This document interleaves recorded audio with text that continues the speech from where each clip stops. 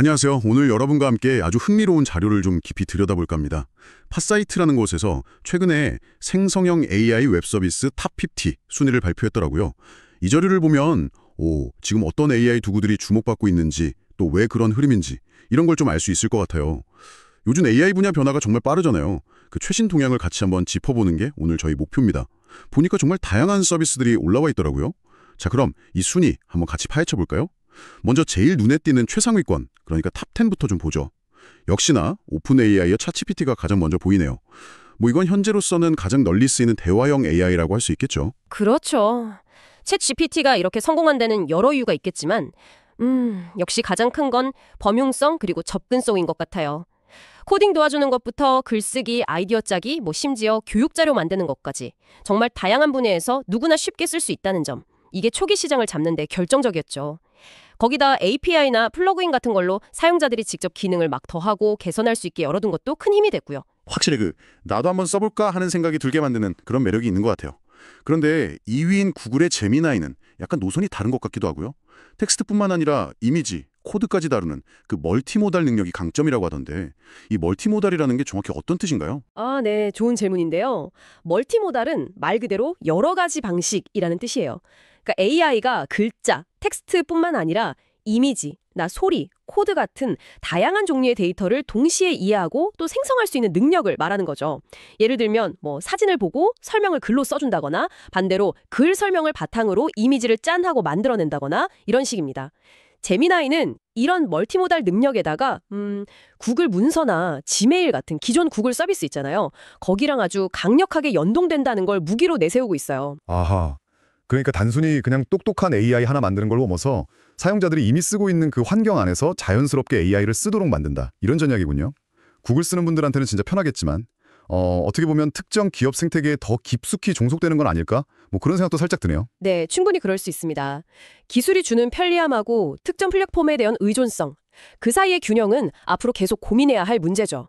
그런데 이런 거대 기업들 전략 속에서 3위에 오른 딥식의 등장은 또 다른 점을 시사하는 것 같아요. 중국에서 시작된 모델인데 초저비용 그리고 오픈소스, 이걸 딱 전면에 내세우고 있거든요. 오픈소스요? 그럼 설계도나 코드를 공개해서 누구나 그냥 가져다 쓰고 개선할 수 있다는 그거죠? 비용까지 싸다면 그런 개발자나 좀 작은 회사들한테는 정말 매력적이겠는데요? 바로 그겁니다. 무조건 최고의 성능만 추구하는 게 아니라 합리적인 비용으로 쓸 수 있는 좋은 기술, 이것도 시장에서 중요한 경쟁력이 될 수 있다는 걸 보여주는 거죠.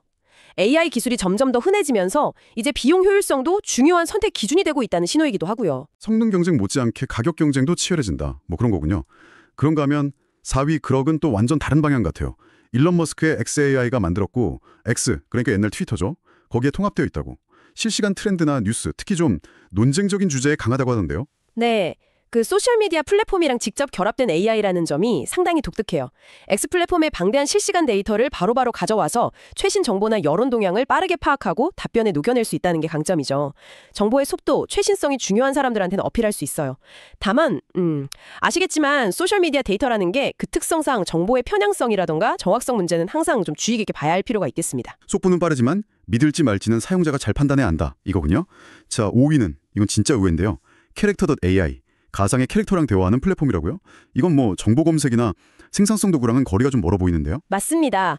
캐릭터.ai는 AI 기술이 단순히 정보 전달이나 업무 효율화, 이걸 넘어서 엔터테인먼트, 감성적인 교류, 사회적 상호작용 영역으로까지 확장될 수 있다는 거를 보여주는 아주 흥미로운 사례예요.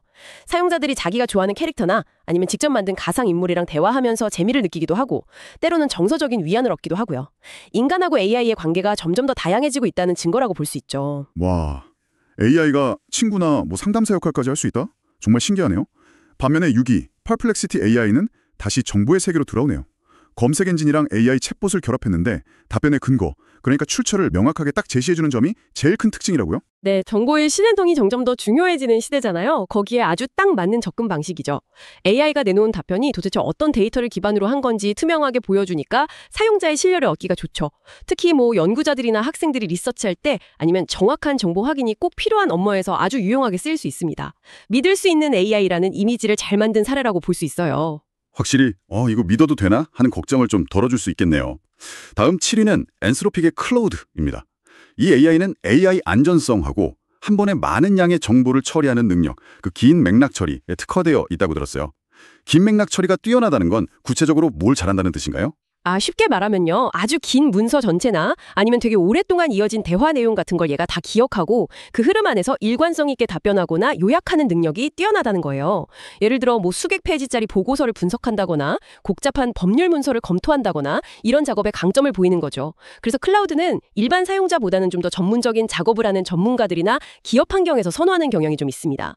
기술 자체의 성능뿐만 아니라 안전과 신뢰를 중시하는 그 회사 철학도 반영되어 있고요. 그렇군요. 복잡하고 긴 내용을 다뤄야 하는 분들께는 정말 유용하겠어요. 그 외에 탑10에는 무료 캐릭터 채팅 서비스인 제니터 AI, 이게 8위고요. 학습이나 교육 콘텐츠 만드는 데 강점이 있다는 쿼크 AI가 9위, 그리고 개발자들이 구글 AI 모델을 실험해 볼 수 있는 구글 AI 스튜디오가 10위, 이렇게 이름을 올렸네요.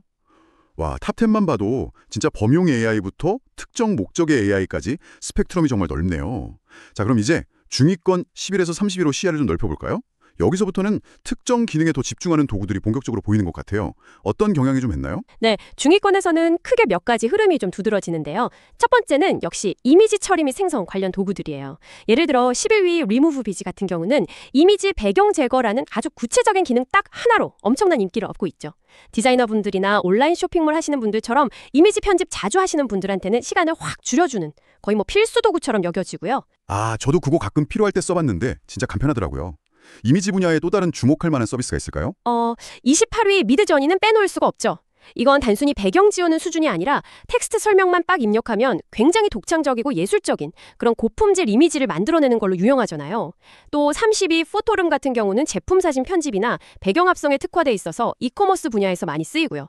이런 식으로 이미지 관련 작업의 그 세분화된 요구에 맞춰서 특화된 도구들이 강세를 보이는 게 중위권의 특징 중 하나라고 할 수 있습니다. 이미지 하나만 해도 이렇게나 다양한 전문 도구들이 경쟁하고 있군요. 신기하네요. 또 다른 흐름은 어떤 게 있을까요? 글쓰기나 문서 작업 보조 도구들도 좀 눈에 띕니다. 16위 퀼봇이 대표적인데요. 이 서비스는 문장을 좀 자연스럽게 다른 표현으로 바꿔주거나 패러프레이징이라고 하죠.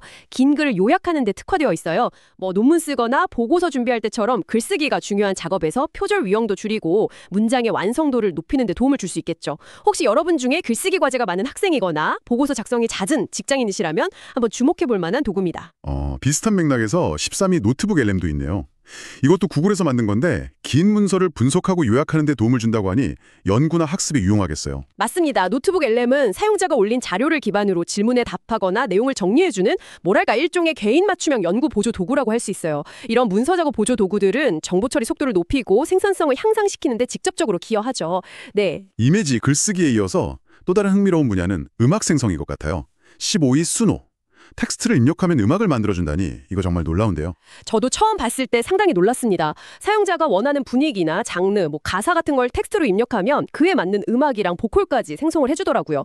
물론 아직은 전문 작곡가를 완전히 대체할 수준이라고 보기는 어렵지만 영상 배경음악을 만들거나 간단한 노래 만드는 데는 창작의 문턱을 확 낮춰주고 있다는 점에서 의미가 크다고 봅니다. AI가 창의적인 영역으로 얼마나 깊숙이 들어올 수 있는지 보여주는 사례죠. 진짜 누구나 작곡가가 될 수 있는 시대가 오는 걸까요? 중위권에는 또 개발자들을 위한 중요한 플랫폼도 있네요. 22위 허깅페이스. 네, 허깅페이스는 어떤 특정 기능을 제공하는 서비스라기보다는 전 세계 개발자들이 다양한 AI 모델이나 데이터셋, 도구들을 서로 공유하고 협업할 수 있는 아주 거대한 커뮤니티이자 허브 플랫폼이라고 할 수 있어요. 수많은 오픈소스 AI 프로젝트들이 바로 이곳을 통해서 활성화되고 또 발전하고 있거든요. 어떻게 보면 AI 생태계 전체의 발전을 촉진하는 아주 중요한 기반 시설, 인프라 같은 역할을 하고 있습니다. 중위권을 정리해보면 이미지, 글쓰기, 음악 같은 특정 창작이나 생산성 분야에 깊이 파고드는 전문 도구들하고 또 AI 개발 생태계 자체를 지원하는 플랫폼들이 공존하는 그런 양상이군요. 정확합니다. 그 범용적인 도구만으로는 만족할 수 없는 아주 구체적인 요구사항들을 해결해주거나 아니면 AI 기술 발전에 꼭 필요한 인프라를 제공하는 서비스들이 중위권에서 중요한 위치를 차지하고 있는 거죠. 이제 마지막으로 하위권 30위에서 50위를 좀 살펴보겠습니다. 혹시 여기서는 또 다른 경향이나 좀 주목할 만한 서비스들이 있을까요? 하위권 역시 대부분 특화된 서비스들이 주를 이루지만 몇 가지 흥미로운 점들이 좀 보여요. 우선 33위 Cbit AI처럼 특정 오픈소스 모델, 이 경우에는 스테이블 디퓨전인데요. 이걸 중심으로 형성된 커뮤니티 플랫폼이 있다는 점입니다. 사용자들이 직접 만든 모델이나 어떤 스타일, 노하우 같은 걸 서로 공유하면서 함께 기술을 발전시켜 나가는 뭐랄까 풀뿌리 생태계의 힘을 보여주는 사례라고 할 수 있죠. 아, 오픈소스 커뮤니티가 활발하다는 걸 보여주는군요. 또 다른 특징적인 서비스는 뭐가 있을까요? 37위 포어 버튼 AI 애그리게이터 서비스의 등장도 주목할 만해요. 포어는 챗 GPT나 클로드처럼 여러 회사의 다양한 AI 모델들을 한 곳에 싹 모아두고 사용자가 필요에 따라서 선택하거나 비교하면서 쓸 수 있게 해줍니다. 여러 AI를 번갈아 써야 하는 사용자에게는 꽤 편리함을 제공하죠. 여러 AI들을 하나의 우산 아래 모으려는 시도라고 볼 수 있겠습니다. 여러 AI를 좀 맛보고 싶거나 작업에 따라서 최적의 AI를 골라 쓰고 싶은 사람들한테 유용하겠네요. 그런데 38위 제로GPT는 이름부터가 좀 독특한데요. AI가 쓴 글인지 탐지하는 도구라고요? 네, 그렇습니다. AI가 생성한 콘텐츠가 점점 늘어나면서 그 출처를 구별해야 할 필요성도 같이 커지고 있거든요. 뭐 교육 현장에서 과제가 진짜 학생이 쓴 건지 확인하거나 온라인 콘텐츠의 신뢰도를 평가하거나 이런 다양한 목적으로 활용될 수 있겠죠. AI 기술이 발전하면서 이런 AI 탐지 기술 또한 같이 중요해지고 있다는 걸 보여주는 것 같아요. 창과 방패의 싸움 같네요. 흥미롭습니다. 혹시 특정 산업 분야에 더 깊숙이 들어간 그런 AI도 있을까요? 40위 레오나르도 AI가 좋은 예시가 될 것 같습니다. 이것도 이미지 생성 AI인데요. 특히 게임 개발에 필요한 에셋이나 콘셉트 아트, 디자인 시안 같은 걸 만드는 데 특화된 기능하고 모델들을 제공해요. 게임이나 디자인처럼 특정 산업의 그 고유한 작업 방식이나 요구 사양에 딱 맞춰서 더욱 세분화되고 전문화된 AI 도구들이 등장하고 있다는 걸 보여주는 거죠. 그 외에도 뭐 페이스북으로 유명한 메타에서 만든 무료 챗봇 메타 AI가 42위, 개인 비서처럼 일정 관리나 정보 검색을 돕는 조이 46위나 모니카 47위 같은 서비스들, 또 다른 이미지 생성 플랫폼인 OurDream.ai 50위 등등 정말 다양한 시도들이 순위권에 포함되어 있네요. 자, 이렇게 탑50 순위를 한번 쭉 훑어봤습니다. 상위권의 거대 모델부터 중하위권의 전문 도구들까지 정말 넓은 스펙트럼을 확인했는데요. 이 전체 순위를 통해서 우리가 좀 파악할 수 있는 생성형 AI 분야의 큰 그림은 무엇일까요? 네, 이 pop사이트 자료는 현재 생성형 AI 웹서비스 생태계가 어떻게 진화하고 있는지를 아주 명확하게 보여주는 것 같습니다. 크게 두 가지 흐름으로 요약할 수 있을 것 같아요. 첫째는 상위권에는 역시 챗 GPT, 제미니, 클로드처럼 아주 광범위한 작업을 수행할 수 있는 강력한 범용 AI들, 그리고 퍼펙시티처럼 정보 검색이나 신뢰도에 특화됐거나 캐릭터.ai, 미드저니처럼 창작이나 엔터테인먼트 분야에서 독보적인 카테고리 킬러들이 딱 포진해 있다는 점입니다. 이들은 아주 넓은 사용자 기반을 목표로 하는 거죠. 둘째는 중하위권으로 내려갈수록 훨씬 더 구체적이고 세분화된 작업을 위한 특화형 AI 도구들이 자리를 잡고 있다는 겁니다. 뭐 이미지 배경 제거, 리무브 답비지, 제품 사진 편집, 포토롬, 음악 생성, 수노, 문장 제작성, 퀼봇, 특정 모델 커뮤니티, 시빗 AI, 게임 아트 생성, 레오나르도 AI 같이 아주 명확한 목적을 가진 도구들이죠. 이건 AI 기술이 점점 성숙하면서 다양한 틈새 시장을 공략하는 그런 전문화 단계로 접어들고 있다는 걸 시사한다고 봅니다. 결국 어떤 하나의 거대한 AI가 모든 걸 다 대체하는 게 아니라 각자의 필요와 목적에 맞는 다양한 크기와 형태의 AI 도구들이 서로 공존하면서 발전하는 그런 생태계가 만들어지고 있다. 이렇게 볼 수 있겠네요. 자료에서 용도별로 분류한 걸 보니까 더 명확해지는 것 같아요. 검색 정보, 이미지 디자인, 음악 오디오, 교육 학습, 뉴스 기술 정보, 정말 다양한 분야에서 AI가 활용되고 있네요. 맞습니다. 이제 사용자 입장에서는 어떤 AI가 최고야? 이런 질문보다는 나의 어떤 문제를 해결하기 위해서 어떤 AI 도구가 가장 적합할까? 이걸 고민하는 게 더 중요해진 시대가 된 거죠. 오늘 저희가 살펴본 이 탑50 리스트가 여러분 각자의 필요에 맞는 도구를 탐색하는데 좋은 출발점이 될 수 있을 거라고 생각합니다. 네, 오늘 생성형 AI 웹서비스 탑50 자료를 통해서 현재 AI 환경을 이끌고 있는 다양한 도구들, 그리고 그 이면의 흐름까지 함께 깊이 있게 살펴봤습니다. 정말 범용적인 거대 모델부터 아주 구체적인 작업을 돕는 전문 도구까지 AI 생태계의 놀라운 다양성과 역동성을 확인할 수 있는 시간이었던 것 같습니다. 여기서 한 걸음 더 나아가서 생각해볼 질문을 여러분께 한번 던져보고 싶습니다. 오늘 살펴본 것처럼 이렇게 점점 더 다양해지고 강력해지는 AI 도구들이 우리의 일상과 업무 속으로 아주 깊숙이 통합될 때 과연 미래의 일하는 방식은 어떻게 변하게 될까요? 단순히 우리가 AI를 사용하는 걸 넘어서 AI와 인간이 함께 협업하는 새로운 방식은 과연 어떤 모습일지, 그리고 우리는 그 변화에 어떻게 대비해야 할지 한 번쯤 고민해 보시는 건 어떨까 싶습니다. AI와의 새로운 협업 방식이라 정말 중요한 질문이네요. 그 미래를 한번 상상해보는 숙제를 남겨드리면서 오늘 저희 이야기는 여기서 마무리하겠습니다. 함께해 주셔서 감사합니다.